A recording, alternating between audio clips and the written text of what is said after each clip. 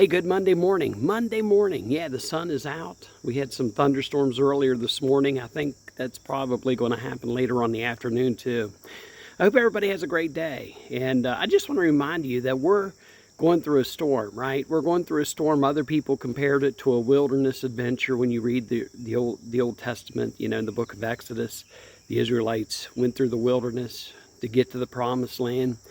And sometimes we look at our journeys and the things that we face in life, and we see that in our own way we're going through a journey. We're going through the wilderness. I mean, sometimes it's sickness. It could be COVID. It could be cancer. It could be unemployment. There's so many things that impacts our world. It could be what's happening in Afghanistan. If you're a parent, if you are a grandparent of a veteran or somebody who's on active duty, I know that this is a wilderness experience for you as well, because it's a scary time.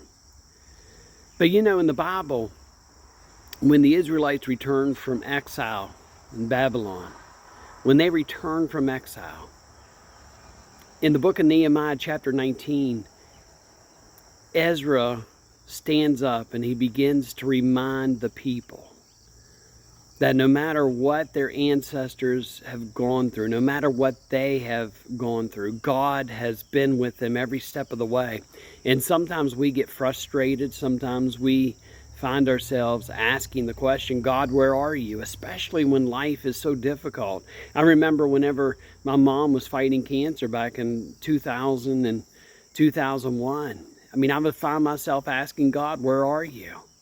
And again, that's from a son's point of view, because I saw her suffer.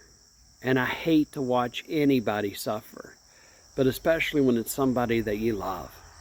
So in the Bible, in Nehemiah chapter 19, this is what Ezra says to the people. Because of your great compassion, you did not abandon them in the wilderness.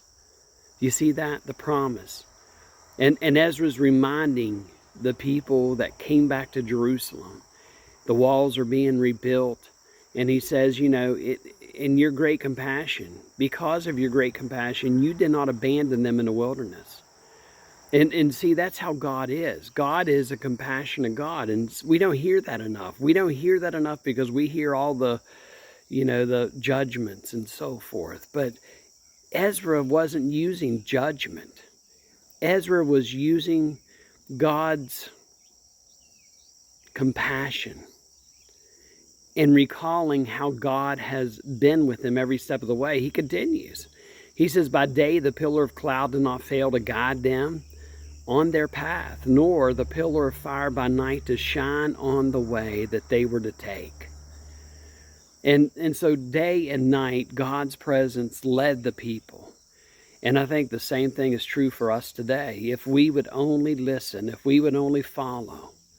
And sometimes God will use not just a pillar of cloud or a pillar of fire, but God will use all of us to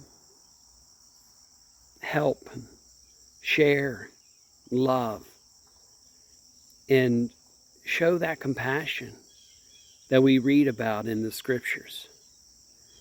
Hey, I don't know what you're facing today. I don't know what this week's going to bring for any of us, but I just pray that wherever you are, you're happy, you're healthy, and you're safe.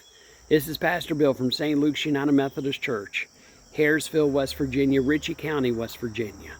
Remember, no matter what you're facing, because of God's great compassion, God never abandoned the people in the wilderness. And God will never abandon any of us. Walk with him. And he will guide your path. And he will lead you on that journey. Have a great day, and God bless.